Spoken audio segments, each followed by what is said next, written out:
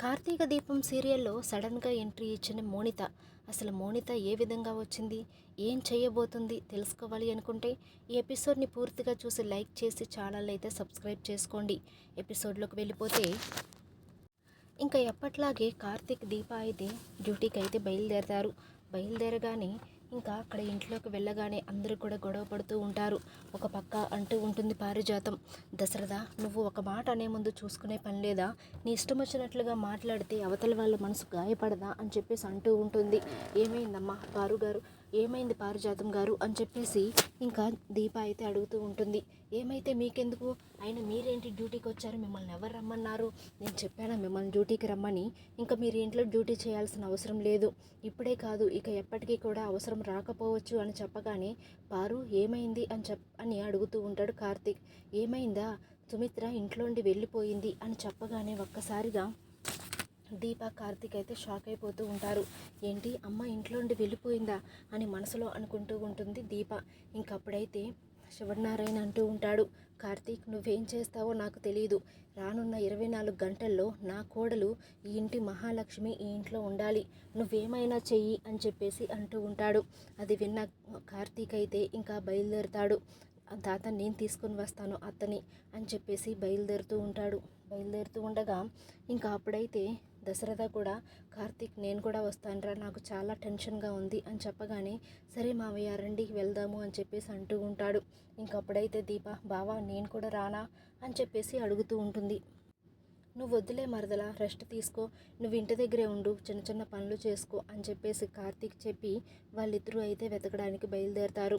అలా వెతుకుతూనే ఉంటారు. వెతుకుతూ ఉండగా ఎక్కడ కూడా సుమిత్ర అయితే కనపడకపోవడంతో ఇంకా ఈ విధంగా అయితే దశరథ అంటూ ఉంటాడు, కార్తీక్ నాకు చాలా టెన్షన్గా ఉందిరా, నేను చాలా బాధ పెట్టాను మీ అత్తని, అలా బాధ పెట్టడం వల్ల ఈరోజు ఇటువంటి పరిస్థితికి వచ్చింది, తను ఇంకా సహించలేకపోయింది ఈ బాధ, నేను చాలా తప్పు చేశానురా, కానీ ఇప్పుడు అనుకుని ఏం లాభం, నా భార్య ఇంట్లోండి వెళ్ళిపోయింది, ఎక్కడుందో ఏం జరిగిందో నాకు అసలు ఏమీ అర్థం కావటం లేదు అని చెప్పేసి దశరథ అంటూ ఉంటాడు.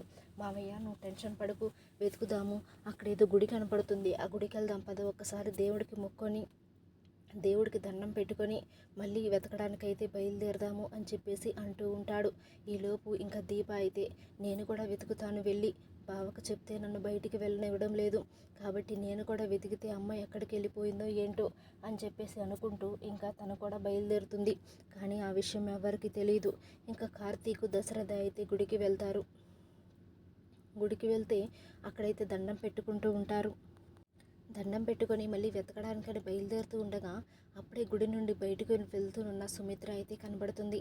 సుమిత్రను చూసి అరే కార్తీక్ అదిగోరా మీ అత్త అని చెప్పేసి దశరథ చూపించగానే అవును మావయ్య అత్త వెళ్తుంది, పద వెళ్దాము, అత్త దగ్గరికి వెళ్దాము అని చెప్పేసి అనుకుంటూ ఉంటారు. ఇంకా అప్పుడైతే ఇంకా బయటికి వెళ్ళిన తర్వాత సుమిత్ర అయితే తన చేతిలో ఉన్న స్లీపింగ్ పిల్స్ అయితే ఒక చేతిలోనికి తీసుకొని మింగబోతూ ఉంటుంది. అరే కార్తీక్ చూడరా మీ అత్త ఏం చేస్తుందో, స్లీపింగ్ పిల్స్ మింగుతుందిరా, దీని అంతకీ కారణం నేనేరా అని చెప్పేసి బాధపడుతూ ఉంటాడు దశరథ. మావయ్య నువ్వేం బాధపడకు, వెళ్తున్నాం కదా, అత్త అని చెప్పేసి ఎంత పిలిచినప్పటికీ కూడా సుమిత్రకైతే వినబడదు. తను ఇంకా స్లీపింగ్ పిల్స్ మింగుదామని చెప్పేసి ఇంకా నోటి దగ్గర చేతిలో వేసుకున్న బిళ్ళల్ని నోటి దగ్గర చేయి పెట్టగానే అక్కడే ఉన్న మోనిత సడన్గా ఎంట్రీ ఇచ్చి ఆ స్లీపింగ్ పిల్స్ చేతిని అయితే అలా విసిరుకొడుతుంది. అలా విసిరుకొట్టడంతో ఆ స్లీపింగ్ ట్యాబ్లెట్స్ అనేవి దూరంగా పడిపోతాయి. ఒక్కసారిగా వీళ్ళిద్దరైతే వెళ్తున్న వాళ్ళు ఆగి చూస్తూ ఉంటారు ఏం జరగబోతుందా అని. ఆంటీ ఏంటి ఇలాంటి పని చేస్తున్నారు, మీరు శివనారాయణ తాతగారి కోడలు గారు కదా, నాకు తెలుసు మీరు అని చెప్పగానే అవునమ్మా నేనే, నువ్వెవరు అని చెప్పేసి సుమిత్ర అడుగుతూ ఉంటుంది. మా తాతయ్య అలాగే శివనారాయణ తాతగారు ఫ్రెండ్స్, నేను ఒకసారి మీ ఇంటికి చిన్న ఫంక్షన్ ఉంటే వచ్చాను, అప్పుడు మిమ్మల్ని చూశాను, కానీ మీరేంటి స్లీపింగ్ పిల్స్ మింగుతున్నారు, ఎందుకు ఇలా జరుగుతుంది, ఏమైంది ఆంటీ చెప్పండి, నేను మీ కూతుర్నే అనుకోండి, నాకు చెప్పండి అని చెప్పేసి అంటూ ఉంటుంది. ఏం లేదమ్మా చిన్న సమస్య, అందుకే చనిపోదాం అనుకుంటున్నాను అని చెప్పేసి సుమిత్ర చెప్తూ ఉంటుంది.